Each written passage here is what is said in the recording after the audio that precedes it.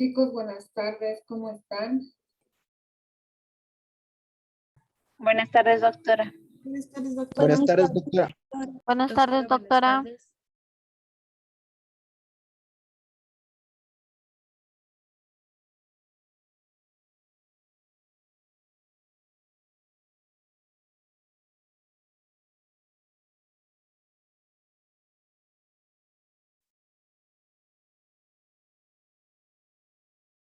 Bien. Hoy vamos a avanzar otro tema, como se han debido dar cuenta.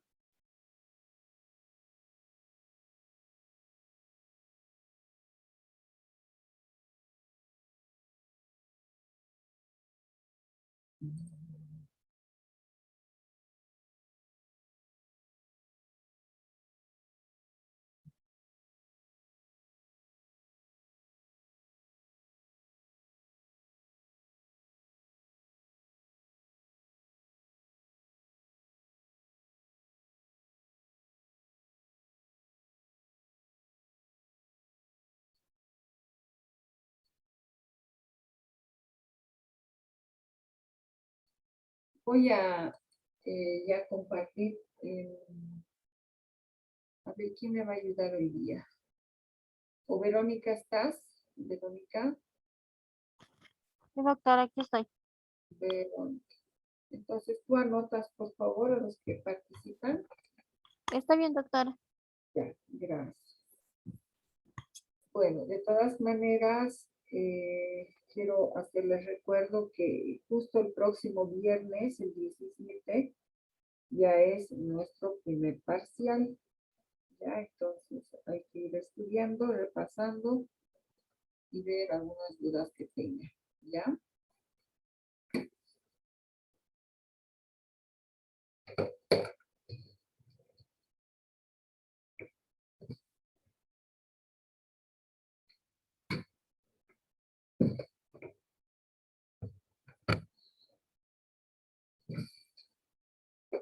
Bien, a ver.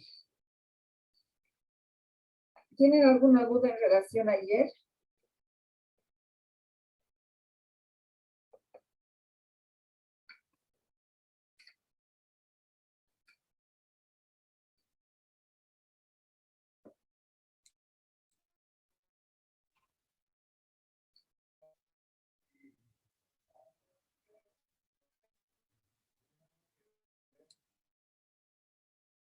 ¿Todo ha quedado claro? Doctora, Sí.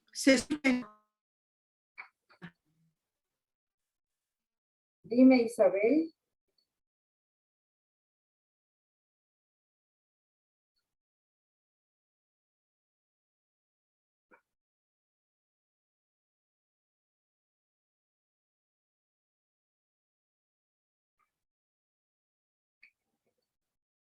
Si tienes problemas con el micrófono, Isabel, puedes escribir en el chat.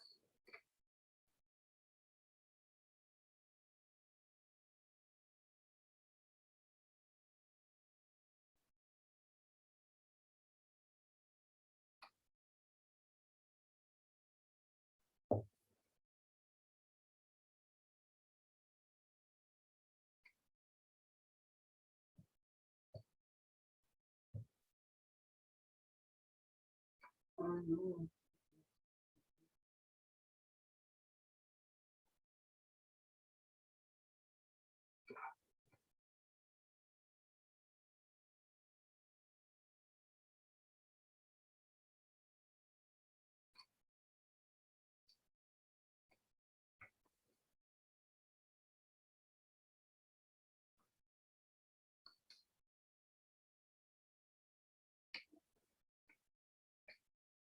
Bueno. Si no hay dudas. Isabel, ¿tenías alguna pregunta? no, doctora, solo escuchaba muy entrecortado, pero tuve que volver a ingresar. Ahora sí ya está bien, doctora. ¿Está mejor? Ya. Bueno, entonces, hoy vamos a hacer, voy a compartirles la pantalla. la evaluación muscular manual. ¿Se ve, chicos? Sí, doctor.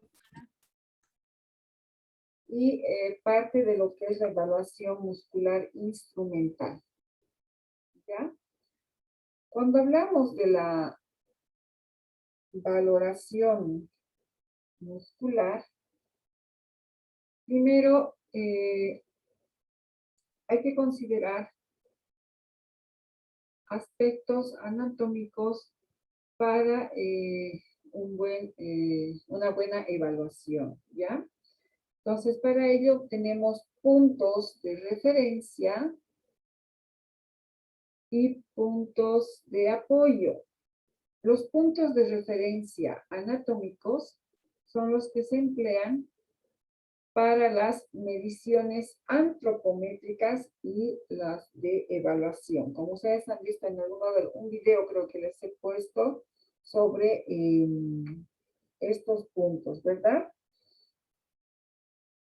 Luego, la otra condición es que el paciente debe estar en condiciones óptimas para la evaluación. ¿Qué quiere decir condiciones óptimas? Tiene que estar con la ropa suelta, el segmento o los segmentos a evaluar deben estar descubiertos.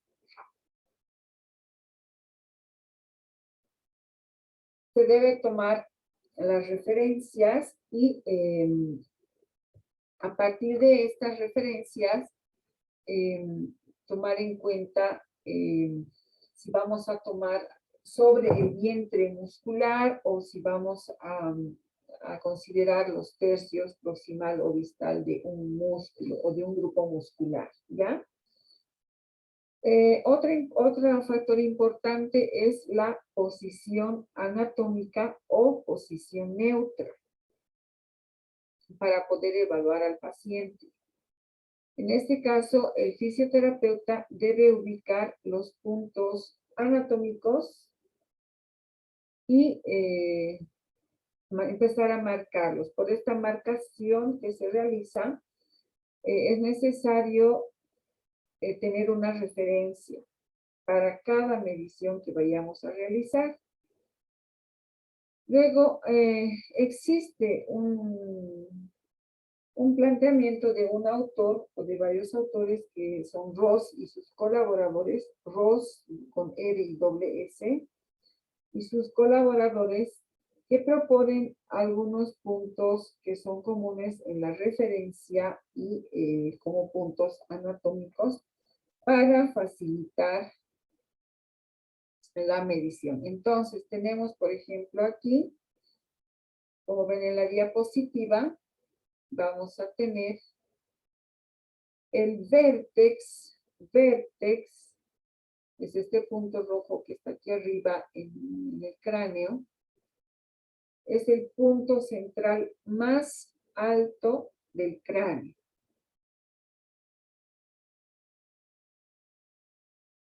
Luego tenemos al punto, por la cara anterior, al mandibular,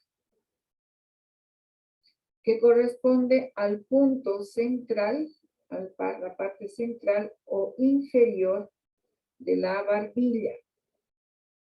Y luego por detrás ya vamos a tener al punto cervical, que está a la altura de la apófisis espinosa de la séptima cervical. Como les digo, esto por la cara posterior.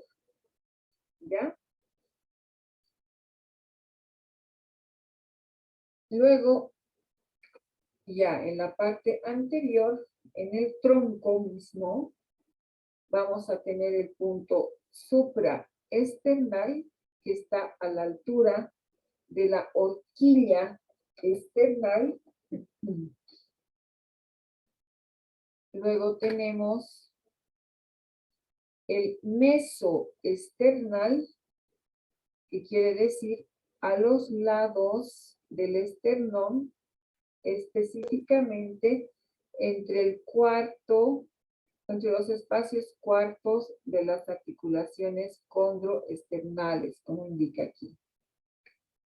Tenemos, aquí está, ¿no es cierto? Tenemos a la apófisis estiloides, que es el extremo inferior del esternón. Luego vamos a tener al ombligo como una referencia. Es el punto central del cuerpo.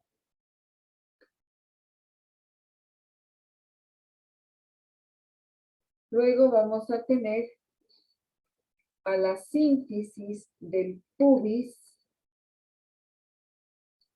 que es el borde superior y central de la sínfisis pubiana propiamente. ¿Ya? Esto en el tronco por la cara anterior. En las extremidades o miembros superiores vamos a tener el punto acromial, que es el punto superior y externo de la espina escapular. Luego tenemos al punto radial, que corresponde a la cabeza del radio, es la que podemos palpar con facilidad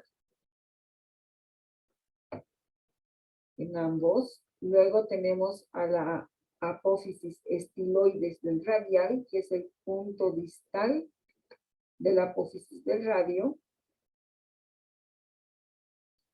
Tenemos al metacarpiano radial, que es el borde lateral radial del segundo metacarpiano.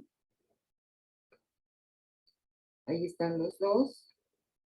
Luego tenemos al metacarpiano cubital, que es el borde cubital de la cabeza del quinto metacarpiano, como podemos ver. Luego tenemos la referencia del dedo medio, que va a corresponder al extremo distal de la falange distal del dedo medio. ¿Ya?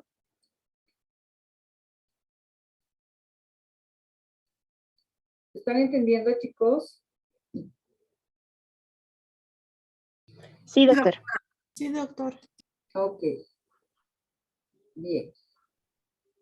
Entonces aquí tenemos el dedo medio, ¿no es cierto? Este último.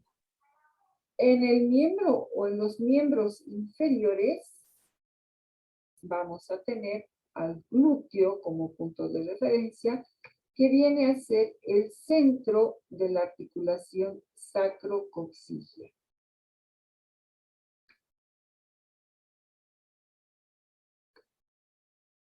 Luego tenemos al ilio crestal, que corresponde a la cresta ilíaca lateral y superior.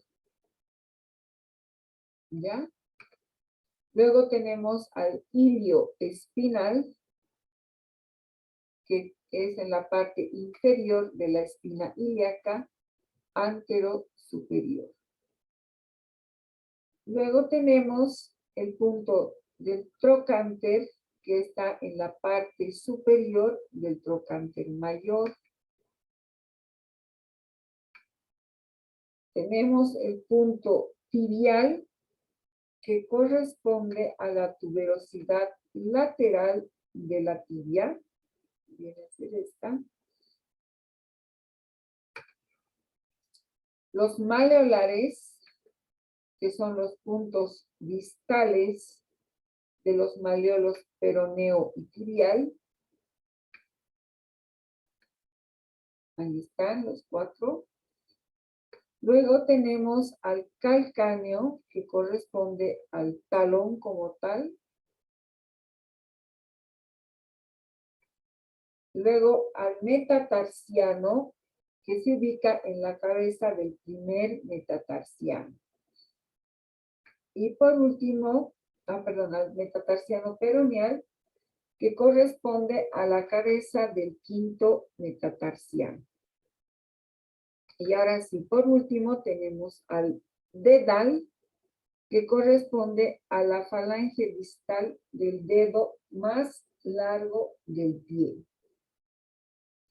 Ya no dice el primero, segundo o tercero o cuarto o quinto dedo, sino el dedo más largo. Entonces, cuando tomamos estos puntos de referencia, estos puntos óseos de referencia,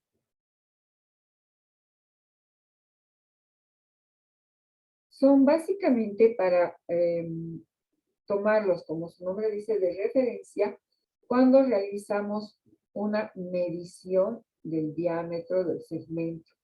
Cuando medimos el diámetro del segmento, estamos valorando el trofismo muscular, ¿ya? Entonces hay que tomar en cuenta eso. Bien, si hablamos ahora básicamente de las pruebas musculares, podemos ver que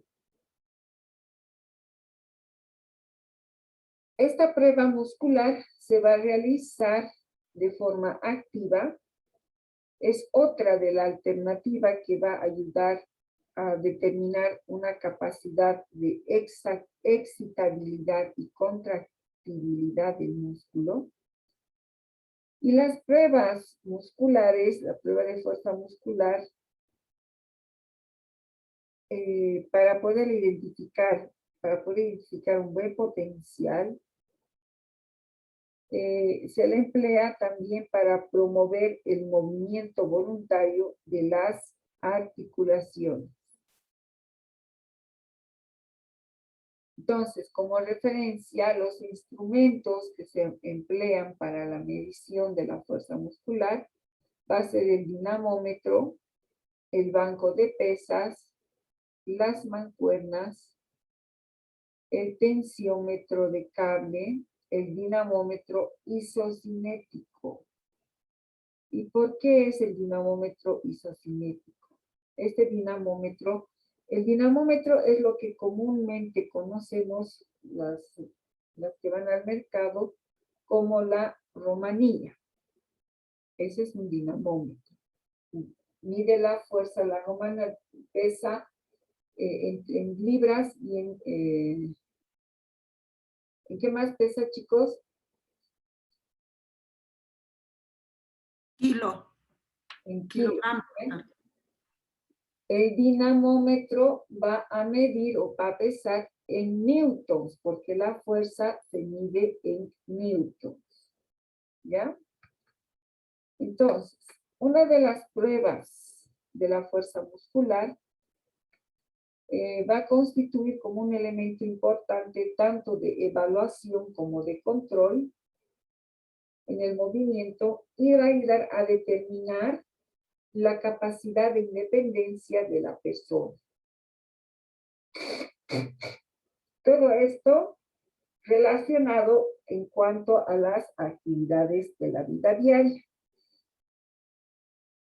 Entonces, la prueba muscular resulta un método muy sencillo,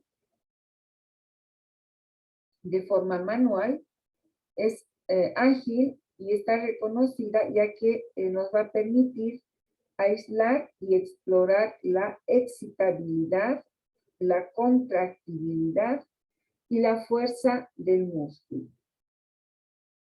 A su vez, también para poder medir la habilidad de un músculo, al contraerse y desplazarse, lo que vamos a lograr es resistir de forma gradual el movimiento con una carga, puede ser externa, que se va a oponer al movimiento mismo. Entonces, vamos a tener tres tipos de pruebas para la fuerza muscular.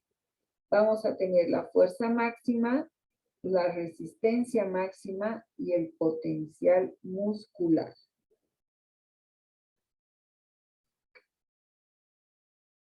La fuerza estática máxima se refiere a la mayor tensión generada por el músculo esquelético o por el grupo muscular que va a igualar la resistencia aplicada. ¿Ya? En esto vamos a tomar en cuenta la fuerza neta de torsión, que va a ser igual a 0. Entonces tenemos un torque neto, que va a ser igual a la fuerza muscular por la distancia menos la fuerza externa por su distancia. En este caso, el torque muscular o la torsión muscular va a igualar la torsión externa que genera, y está generada por la resistencia que estamos aplicando. ¿Qué quiere decir todo esto? ¿Se acuerdan que ayer les he demostrado cómo se debe aplicar esa resistencia mientras el paciente realiza el movimiento? Entonces, el movimiento viene a estar dado por este movimiento de torque. Y va a estar, digamos, igualando una torsión cuando ambas fuerzas, o sea, la fuerza de oposición y la fuerza de ejecución, van a estar equilibradas, pero aquí va a intervenir una tercera que va a ser la resistencia aplicada.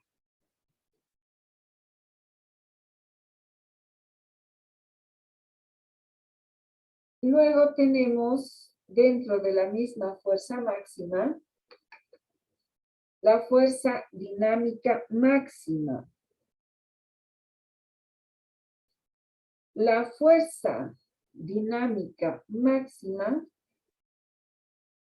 se refiere a la tensión muscular que se desarrolla para superar a la mayor resistencia aplicada. ¿Ya? Se va a generar una tensión activa de alargamiento.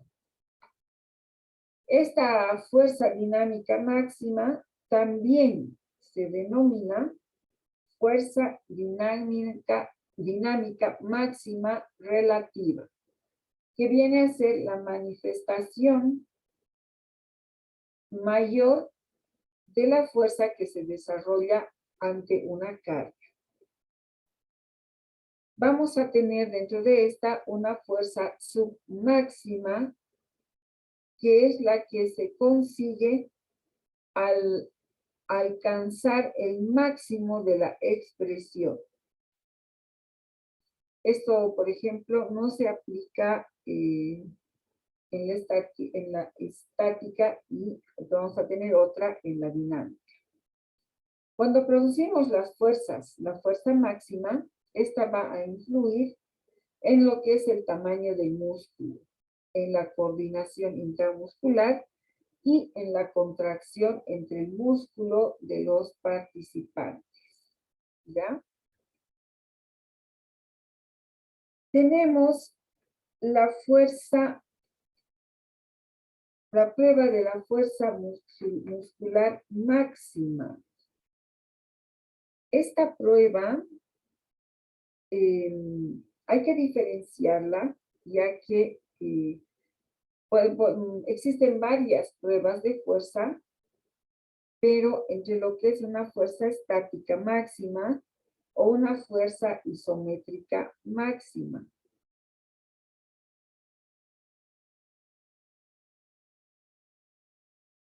Distinguirla en lo que viene a ser en grupos musculares donde participa una contracción isométrica, ¿ya? Y algunas fuerzas cuando existe una contracción concéntrica o excéntrica. Entonces, vamos a determinar una fuerza estática máxima en algunos grupos musculares al utilizar el dinamómetro isométrico.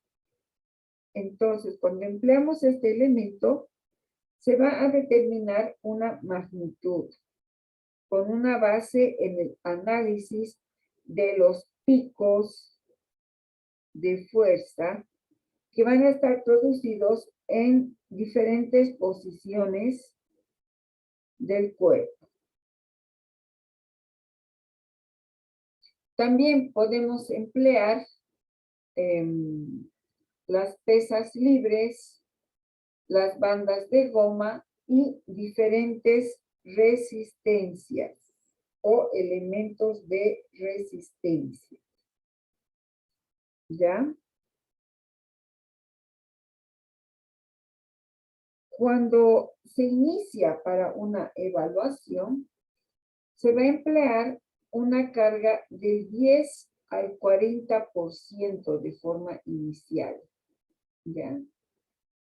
Dependiendo qué grupo muscular queremos evaluar.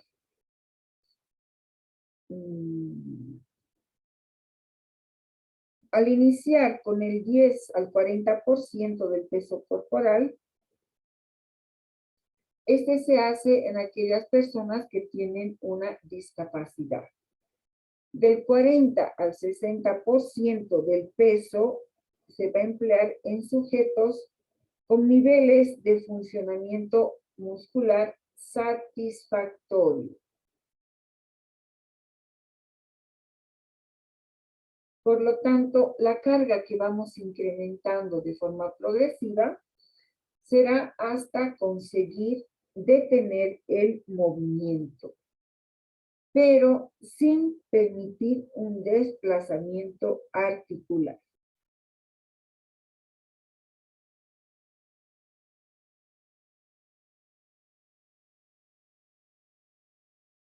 ¿Ya? ¿Hasta ahí estamos?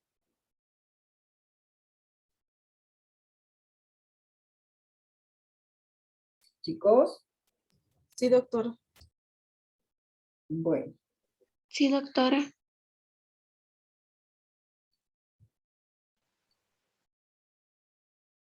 Entonces, la prueba para la fuerza dinámica máxima resulta fácil, pero también resulta rápida en su aplicación.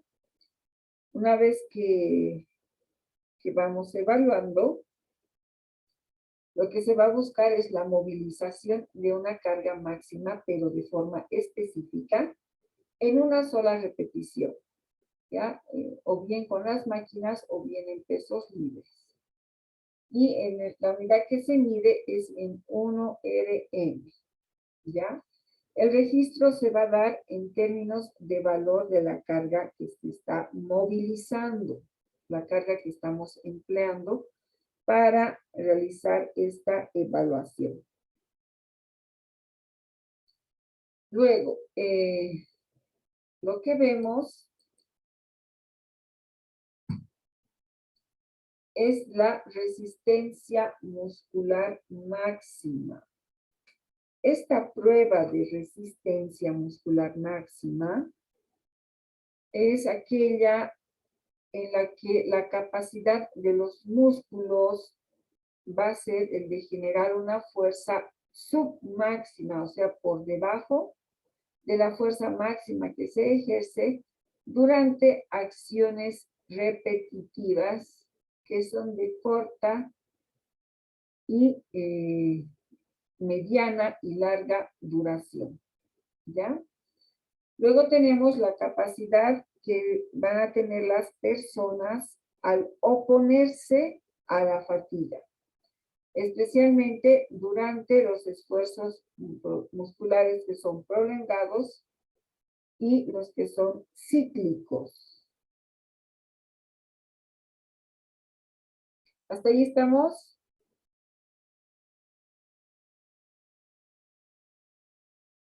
Sí, doctora. Sí, doctora. Ya. La prueba de resistencia muscular nos va a dar a conocer la capacidad que tiene el músculo esquelético al generar una fuerza submáxima, como hemos dicho, durante posturas mantenidas o acciones repetitivas, pero de corta duración. O sea que solamente con el 80% de una repetición máxima o de un RM, media larga en la duración, digamos de 20 a 30 o de 20 a 40, y una sola repetición a una sola repetición a varias pruebas en un solo movimiento. O sea que va a ser una repetición de una larga duración. Entonces, en esta prueba se va a determinar el requerimiento de diferentes actividades, además de ayudarnos a planear un programa de ejercicio. Entonces, para esto lo que vamos a hacer es saber diferenciar entre las pruebas de resistencia y las actividades. ¿Ya? ¿Hasta ahí estamos, chicos? Sí, doctora. Ok. Sí, doctor. ¿Cuánto me falta? 6 minutos. Bien. Vamos a quedar aquí y vamos a esperar 2 minutos para la próxima reunión. ¿Ya? Está bien, Está bien, doctora. Está bien, doctora. Ya, chicos, me esperan, por favor.